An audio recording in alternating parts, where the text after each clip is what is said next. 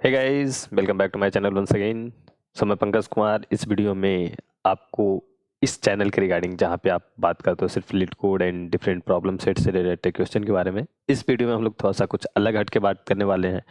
And अगर आप beginners हो तो आपके माइंड में एक जो क्वेश्चन आता है कि यार भैया, जो कॉन्टेस्ट के बीच में जो प्रॉब्लम स्टेटमेंट है वो मुझे समझ नहीं आता, राइट?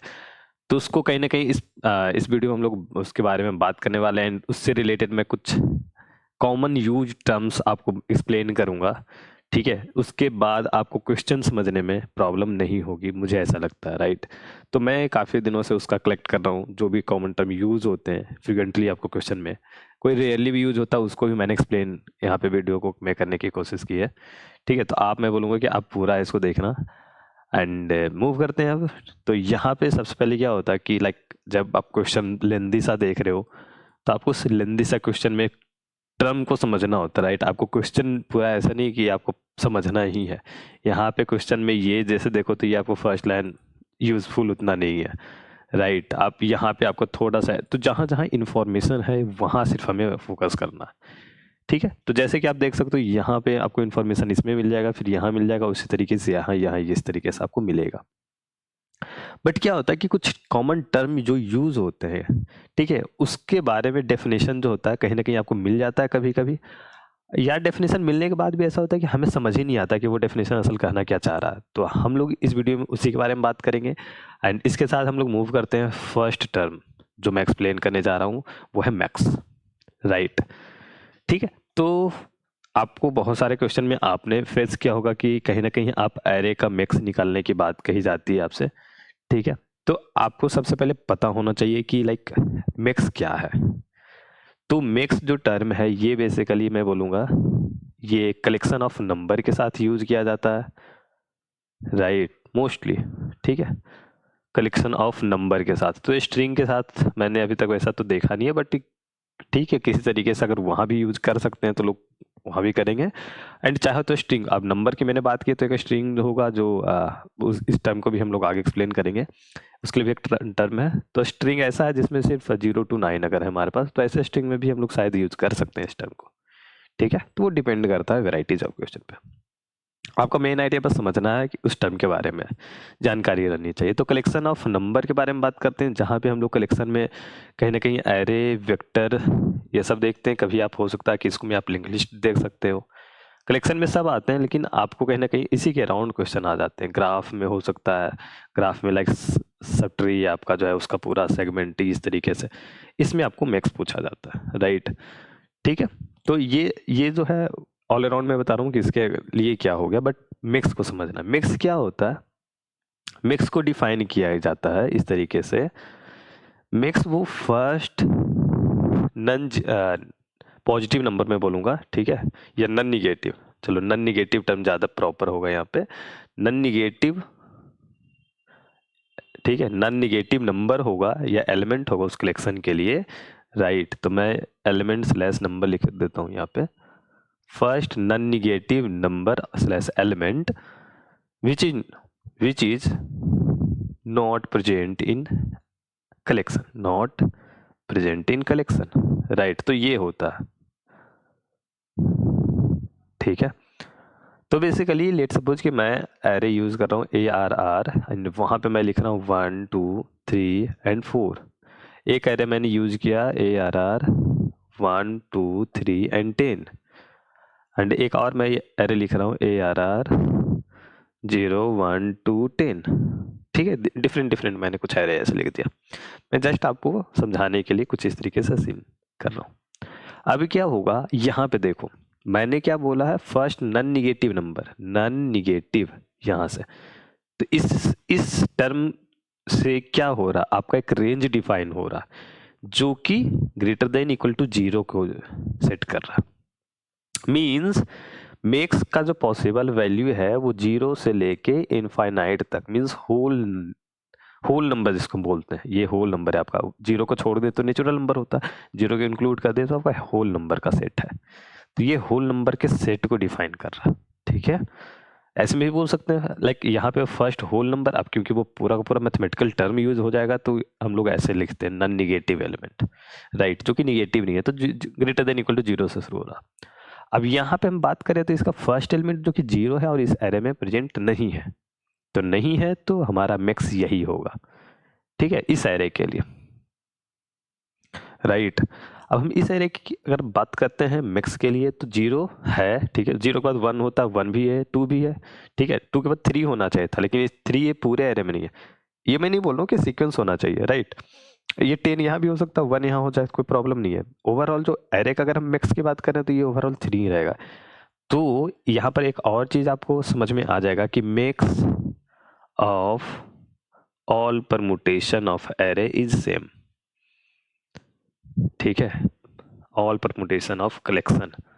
मैं हर बार कलेक्शन यूज करूंगा क्योंकि अगर मैंने एरे बोला आप कहोगे कि सामने वाला तुमसे कुछ और बात कर लिया, वेक्टर पूछ लिया, उसने मैप बोल दिया, उसने कुछ और बोल दिया, तो वहाँ पे कैसे करना, तो इसलिए मैं कलेक्शन यूज कर रहा हूँ, कंटेनर भी बोल सकता हूँ इसके जगह पे। तो मिक्स जो होगा किसी भी परमुटेशन के लिए वो विल बी सेम, ठीक है, तो वो सेम ही होगा। तो अब क्या है यहाँ पे है, इस एरे को आपने रोटेट कर दिया, ठीक है, इस एरे को आपने रीअरेंज कर दिया, कोई फर्क नहीं पड़ने वाला, मिक्स ओवरऑल आपका इस एरे की जब बात होगी तो यही रहेगा। कहीं कहीं पे लोग प्रीफिक्स मैक्स पूछते हैं, प्रीफिक्स मैक्स, तो प्रीफिक्स मैक्स में आपको पता है अगर आपने रीअरेंज किया तो प्रीफिक्स बदल जाएगा, प्रीफिक्स बदल गया तो प्रीफिक्स मैक्स का जो एरे बनेगा वो भी बदल जाएगा। तो ये इस केस में इसमें नहीं होगा, बट ये ओवरऑल एरे का मिक्स सेम रहेगा। ये थर्ड वाले की हम बात करें, यहाँ पे अगर हम मिक्स को लिख रहे हैं, ठीक है, तो इसमें आपको पता है जीरो नहीं है, बाकी 1 2 3 1000 क्यों ना हो, ठीक है, 4 है, यहाँ पे 10 मैंने चेंज किया, बीच के एलिमेंट है या नहीं वो मुझे नहीं पता, बस फर्स्ट एलिमेंट नहीं है, तो फर्स्ट यही, राइट, ठीक है। तो इस तरीके से मैक्स को यूज किया जाता है क्वेश्चन में, एंड आपको ऐसा समझना है।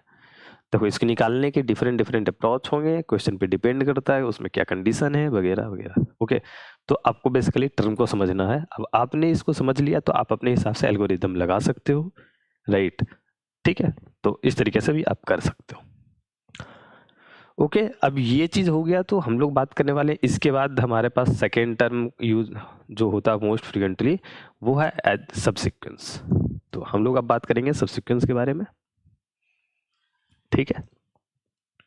तो मैं कलर थोड़ा सा चेंज कर देता हूँ। सब सीक्वेंस, देखो दो टर्म होता है, इससे एक सिमिलर टर्म भी होता है, ठीक है, उसको हम लोग कहते हैं सबस्ट्रिंग, और ये है सब सीक्वेंस। ध्यान से देखना, कोई भी कंफ्यूजन नहीं, कुछ लोगों को मैंने देखा इसमें कंफ्यूज रहते हैं, तो मैं नहीं बोलूँगा कि आप लाइक दोनों को मिलाना, मैच करना एंड डिफरेंस समझना, तो आपको याद रहेगा।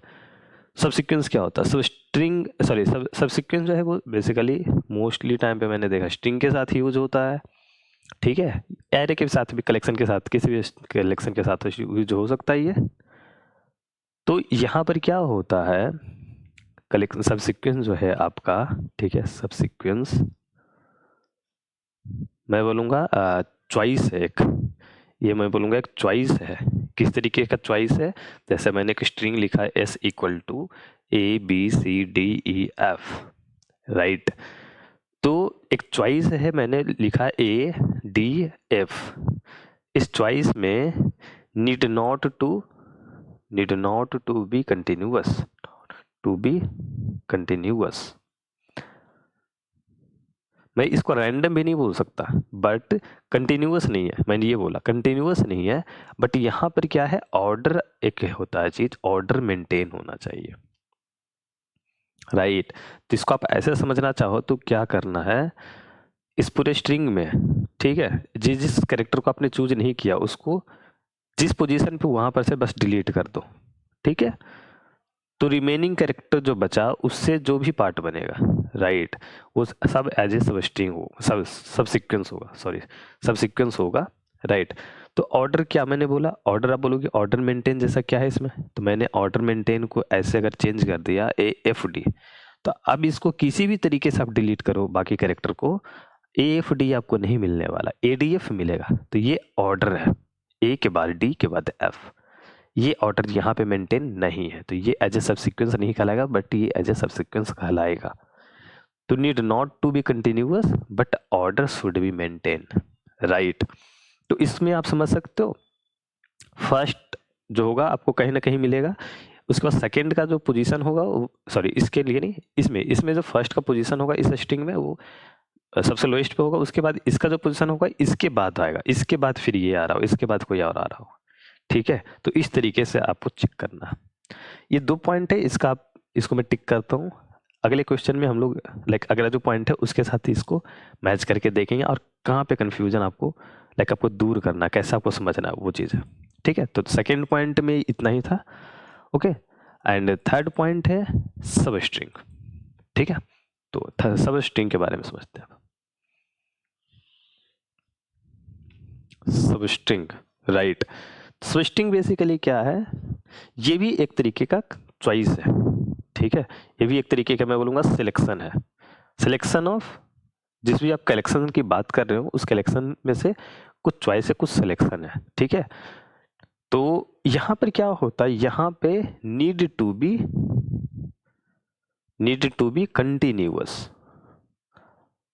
Continuous, right.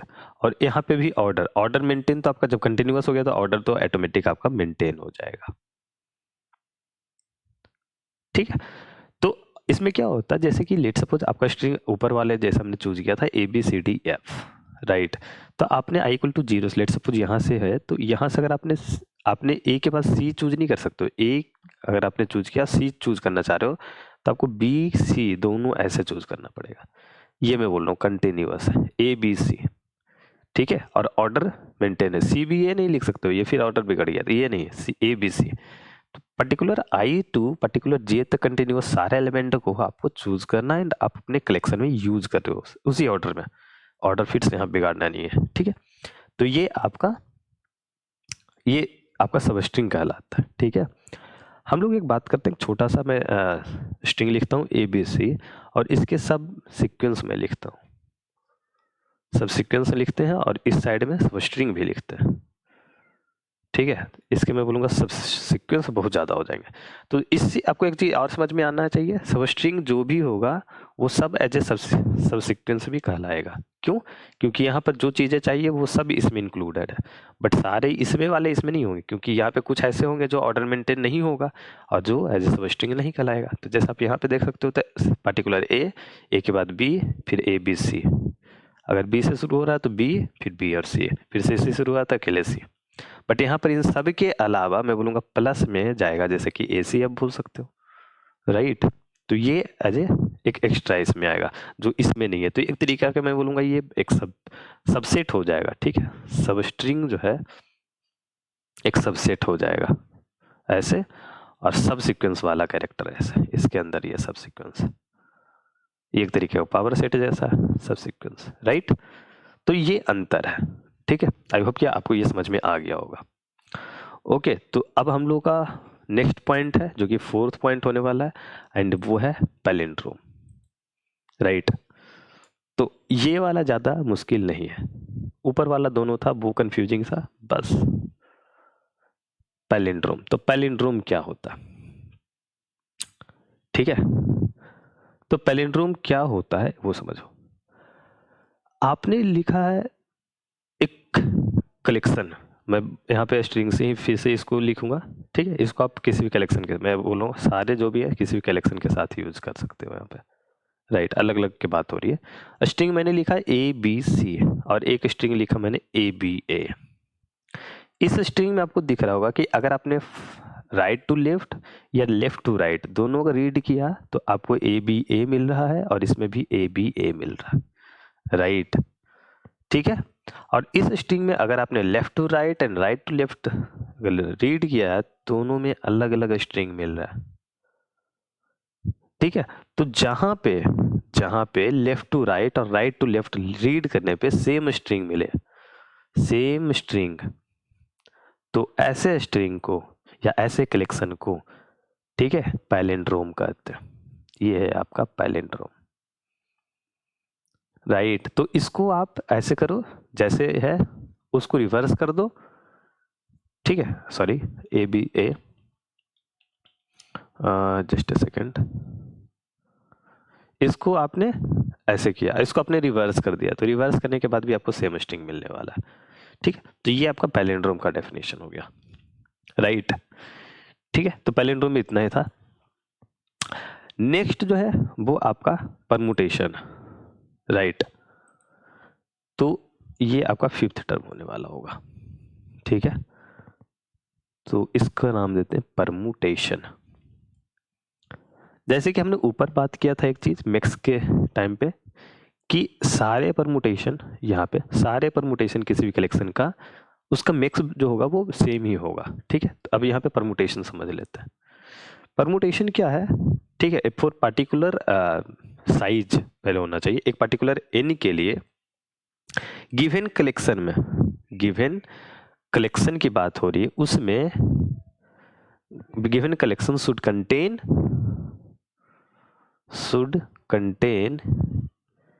each and every element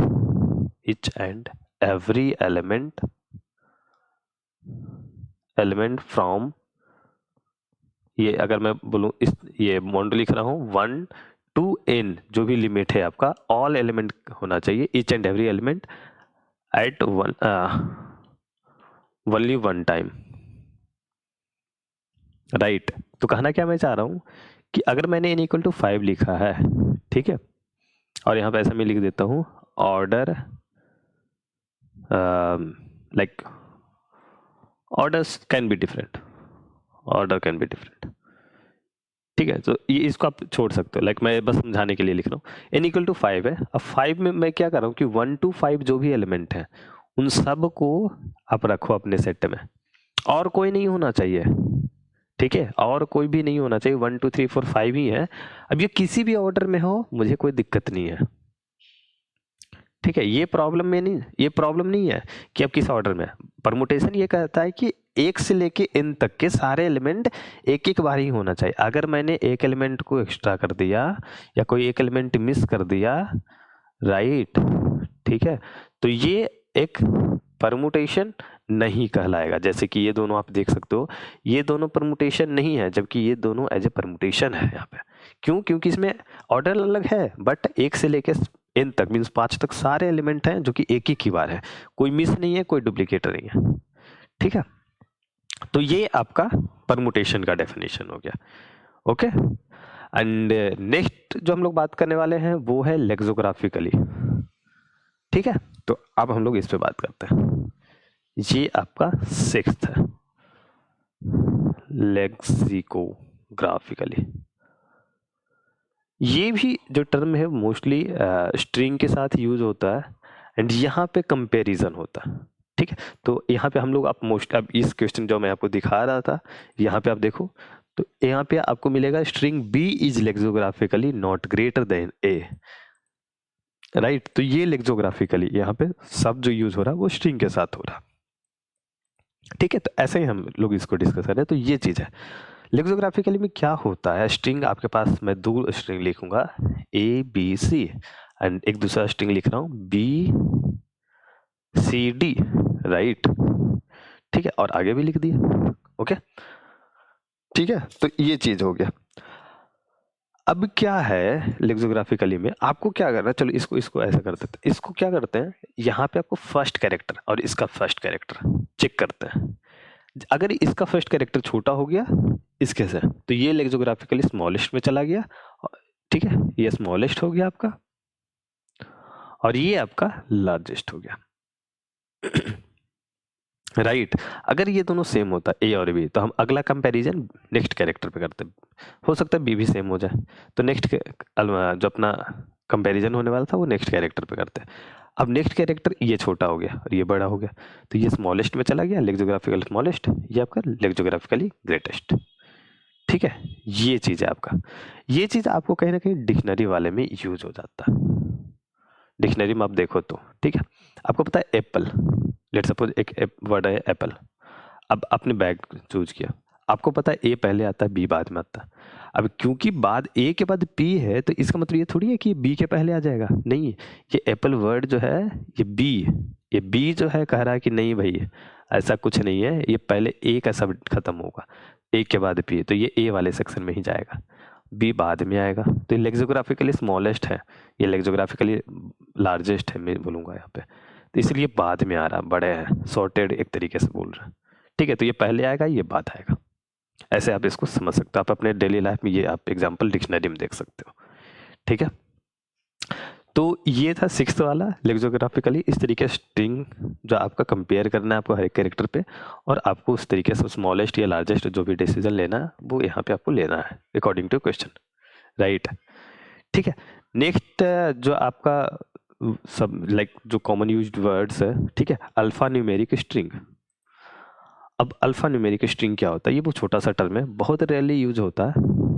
ठीक है, अल्फा न्यूमेरिक स्ट्रिंग। मैं बोलूँगा कि इसके वर्ड लाइक ये जो नाम है ना, यही आपको डिफाइन कर रहा है कि क्या है। स्ट्रिंग मीन्स एक नॉर्मल स्ट्रिंग, जो आपका स्ट्रिंग होता है वही है।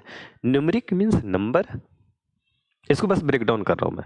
अल्फा, अल्फा बीटा गामा नहीं है, ये अल्फाबेट बोल रहा। ठीक है, ये अल्फाबेट है, राइट। तो अल्फाबेट प्लस नंबर से मिल के जो बने स्ट्रिंग होते हैं उसको अल्फा न्यूमेरिक स्ट्रिंग कह रहे हैं हम लोग। जैसे मैंने लिखा ABC1, ठीक है, ओके, तो ये चीज है ABD02 D9, कुछ भी आपने लिख दिया जिसमें आपके पास अल्फाबेट भी है, मीन्स A to Z जो है आपके। ठीक है, अब ये कैपिटल वाले भी साथ में हो सकते हैं या स्मॉल वाले भी हो सकते हैं, एंड उसके साथ ही साथ कोई कैरेक्टर के रूप में नंबर होगा। ठीक है, तो ये 1 जो है एज ए डिजिट जो है एज ए स्ट्रिंग में कैरेक्टर के रूप में है, 9 है, 0 है, तो इसमें पॉसिबिलिटी आपका 0 to 9 है, सिर्फ 10। और इन 26 में से 26 दूनी 52 में से जो भी है वो होना कोई चाहिए, तो वो आपको ऐसा स्ट्रिंग आपको अल्फा न्यूमेरिक स्ट्रिंग कहलाता है। ठीक है, ये बहुत रेयरली यूज होता है, एंड आपको ये नाम से पता चल गया, और नाम ही इसका खुद जो है वो डिफाइन कर रहा है कि कैसा स्ट्रिंग है। ठीक है, ओके।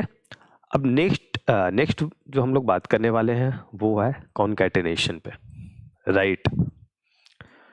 तो अब हम लोग बात करेंगे कॉन्कैटिनेशन। कॉन्कैटिनेशन क्या होता है, कॉन्कैटिनेशन होता है स्ट्रिंग में। अगर आपने इस तरीके का एक्सप्रेशन लिखा है इंट x इक्वल टू 9 + 5, ठीक है, तो ये आपको पता है कि x की जो वैल्यू है वो कंप्यूट होके कितना आएगा, 14। बट मैंने क्या लिखा, स्ट्रिंग, ठीक है, ये छोड़ो, इस पूरा स्ट्रिंग लिखने की जरूरत नहीं है। एक स्ट्रिंग str इक्वल टू ऐसा कुछ है ABC + DEF, तो क्या ये कोई वैल्यू देगा, या इसी को अगर हम जो यहाँ पे लिखे थे 9 + 5, तो क्या ये इक्वल टू 14 होगा, नहीं होगा, ये 14 नहीं होगा, राइट। ये आपको क्या होगा, इसकी वैल्यू कैलकुलेट होके आएगी 95। इसको आप 95 नहीं रीड करना, ये जो स्ट्रिंग के रूप में, ये नंबर नहीं है, आप इसको चेंज करोगे तो ये 95 ही वैल्यू आएगा, ठीक। लेकिन आपने इसको चेंज करके और इसको चेंज करके ऐड किया तो फिर वो 14 हो जाएगा, दोनों इंटीजर में चेंज होगा और वो 14 वैल्यू देगा। लेकिन पहले आपने कॉन्कैटिनेट किया फिर चेंज किया, तो ये स्ट्रिंग के रूप में चेंज होगा, उसके बाद वो नंबर जब बनेगा तो 95 आएगा। यहाँ पर उसी तरीके से देखोगे तो ABCDEF होगा, राइट। तो बेसिकली कॉन्कैटिनेशन क्या होता है, कॉन्कैटिनेशन में बोलूंगा एक तरीके से एडिंग होता है, फ्रॉम द एंड। इसको ऐसे नहीं समझ में आ रहा तो देखो, ABC आपने स्ट्रिंग लिखा, अब इसके बाद यहाँ पे जहाँ खत्म हो रहा तो दूसरा स्ट्रिंग ऐसे लाओ, सिंपली इसको मैं बोलूंगा कि जैसे कहते हैं ना कि चिपका देना, तो सिंपली आप इसको इसमें यहाँ पे ऐसे ही एज इट इज यहाँ पे पेस्ट कर दो, कोई इसमें लाइक कोई ऑपरेशन अलग नहीं होगा। तो अब स्ट्रिंग का जो पहले लेंथ 3 था, ठीक है, और ये 3 लेंथ का और आया, तो अब इसका ओवरऑल लेंथ 6 हो जाएगा। तो एक तरीके से कॉन्कैटिनेशन में लेंथ दोनों का सम होगा, दोनों स्ट्रिंग आपस में मिल जाएंगे, एंड इसका ऑर्डर कुछ इस तरीके से होगा, जो पहले आया होगा अब प्लस ये वाला, तो इस वाले स्ट्रिंग में ये वाला स्ट्रिंग कॉन्कैटिनेट हो रहा है, तो ये वाले स्ट्रिंग जो है फाइल कितना हो जाएगा, ऐसा। ठीक है, कुछ इस तरीके से आप इसको समझ सकते हो। ठीक है, ये था कॉमनली यूज होने वाला टर्म है, ये आपने काफी बार देखा होगा। ठीक है, सबसिक्वेंस, सबस्ट्रिंग, उस तरीके से ये भी कॉमनली यूज होता है काफी, राइट। ठीक है, तो इसमें इतना ही था, एंड नेक्स्ट हम लोग बात करने वाले हैं ऑर्डर रिलेटेड। राइट। तो ऑर्डर रिलेटेड में यहाँ पे आपके पास अलग अलग टर्म यूज होता है, आपको 2-3 तो आपको दो पता हो गए। अगर बात करूँ मैं इंक्रीजिंग का, ठीक है, एक इंक्रीजिंग होता है, एक डिक्रीजिंग होता है, जो आपको पता होगा। इसमें हम लोग क्या करते हैं, लाइक जो आपकी वैल्यू होती है वो इंक्रीजिंग वे में अरेंज होता है, ठीक है। तो जहाँ पर A1 से बात कर रहे हैं, A1 less than A2 less than A3 less than A4 and till AN तक, राइट।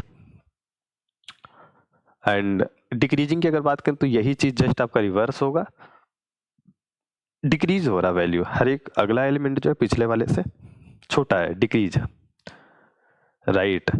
इस तरीके से आपका AN चलता।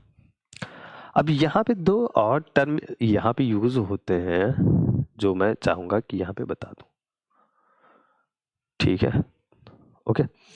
तो अभी क्या है, बाकी जो दो टर्म है, एक है नन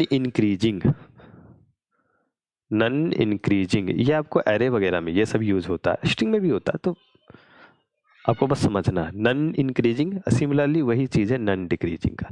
तो अगर आपने ऊपर दोनों को समझा है तो एक को समझना, दूसरा जो है जस्ट उसका उल्टा, ये जस्ट छोटा छोटा होता जा रहा है, सॉरी नेक्स्ट एलिमेंट जस्ट बड़ा होता है, ये इसमें जस्ट नेक्स्ट एलिमेंट जो होता है वो हमेशा छोटा होता है। बट क्या होगा अगर आपने लिखा 1 2 3 तो आपका ये इंक्रीजिंग है, इसमें आपको 3 2 1 लिख दिया तो ठीक है, बट मैंने लिख दिया 1 1 2 3, तो नन इंक्रीजिंग क्या कहता है कि डिक्रीज नहीं कर रहा, लेकिन ये इंक्रीजिंग भी नहीं है, स्ट्रिक्टली इंक्रीजिंग भी नहीं है। तो कहीं ना कहीं आपको इस तरीके का जो कंस्ट्रेंट है वो फिल होते हुए सारा एलिमेंट अरेंज होगा। मींस इंक्रीजिंग तो मैं एक कहूँगा कि एक तरीके से इंक्रीजिंग भी है, नेक्स्ट एलिमेंट में या तो इक्वल होगा या तो बड़ा होगा, तो इंक्रीजिंग फुल्ली नहीं है, तो नन इंक्रीजिंग मीन्स ये ऐसा नहीं हो रहा है, डिक्रीज तो बिल्कुल नहीं कर रहा, नन डिक्रीजिंग जैसा, ओके। अब बात करते हैं नन डिक्रीजिंग के बारे में। तो नन डिक्रीजिंग जस्ट जो होगा इसका जस्ट उल्टा वाला केस होगा, जैसे ये वाला केस है उसका जस्ट यहाँ पे उल्टा होगा, ये इस तरीके से, राइट। तो इसमें क्या होगा, A1 जो होगा ये इस तरीके से आपका अरेंज होगा, राइट, ठीक है। तो इस तरीके से आपको जो है समझना, ठीक है। तो ये आपका ऑर्डर रिलेटेड कुछ टर्म्स हो गया, ठीक है। एंड इसके साथ ही साथ आपको कुछ ग्राफ रिलेटेड टर्म्स होता है, जो मैं बोलूँगा कि अगर आप ग्राफ थ्योरी पढ़ रहे हो, ठीक है, अगर ग्राफ एल्गोरिदम पढ़ रहे हो तो वहाँ पे आपको पता होगा, जैसे कनेक्टेड होता है, बाई डायरेक्शनल है, यूनिडायरेक्शनल है, वैसे टर्म्स जो बहुत सारे ग्राफ में है, तो उसको मैं यहाँ पे एक्सप्लेन नहीं कर रहा हूँ, उसमें तो फिर आपको पूरा एक अलग से मैं सोच रहा हूँ उसके लिए बाद में या तो वीडियो जरूरत पड़ेगा तो बना लेंगे, नहीं तो फिर उसको आप जब पढ़ रहे हो तो वहाँ पे आपको समझते साथ में चल जाना। ये सब टर्म का जो बेसिकली आपको कहीं पे साथ में यूज नहीं होता, लाइक यहाँ पे आपको कहीं एक्सप्लेनेशन नहीं मिलता, तो इसलिए मैंने सोचा इसको डिफरेंट एक वीडियो में एक्सप्लेन किया जाए ताकि जो होगा आपके लिए सही रहेगा, राइट, ठीक है। तो आई थिंक कि आपको समझ में आ गया होगा। एंड कोई अगर टर्म छूट गया है तो आप नीचे कमेंट बॉक्स में बताना, मुझे भी अगर कोई मिलता है तो मैं उसका डेफिनेशन कुछ इस तरीके से समझने लायक मैं एक्सप्लेन करके कमेंट बॉक्स में ऐड कर दूंगा, तो आप उसको देख लेना, एक बार पढ़ लेना जब भी आप वीडियो पे आ रहे हो तो, राइट। एंड इस वीडियो में इतना ही पे रखते हैं, ठीक है। तो मिलते हैं अगली वीडियो में, कुछ ऐसे ही बढ़िया कंटेंट लेकर आएंगे, okay, till no, bye bye.